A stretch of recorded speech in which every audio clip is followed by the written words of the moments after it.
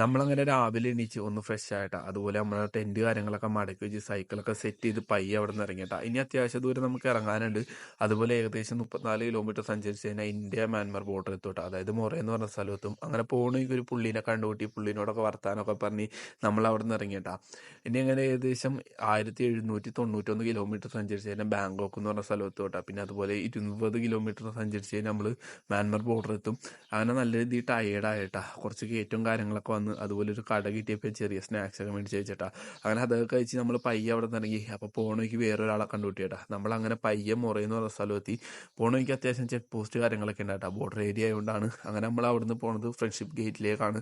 ശരിക്കും friendship gate അടച്ചിട്ടേക്കാനായിട്ടാ. കാരണം ഇപ്പം അങ്ങോട്ടോ ഇങ്ങോട്ടോ ആരെയും കടത്തി വിടുന്നില്ല. കാരണം പ്രശ്നങ്ങൾ നടക്കുന്നുണ്ട്. പിന്നെ അതുപോലെ തന്നെ കുറേ നാളായി എന്നാണ് പറഞ്ഞത്. അങ്ങനെ അതൊക്കെ കഴിഞ്ഞ് നമ്മൾ സ്റ്റേ ചെയ്യാൻ സ്ഥലം കിട്ടിയിട്ടാ. അപ്പോൾ 2 പിള്ളേർ നമ്മളെ വഴികാട്ടിയായിട്ട് വന്നു. ഒരു ചർച്ചിൻ്റെ ഫ്രണ്ടിൽ തന്നെയാണ് നമുക്ക് ടെൻ്റ് അടിക്കാൻ സ്ഥലം കിട്ടിയ.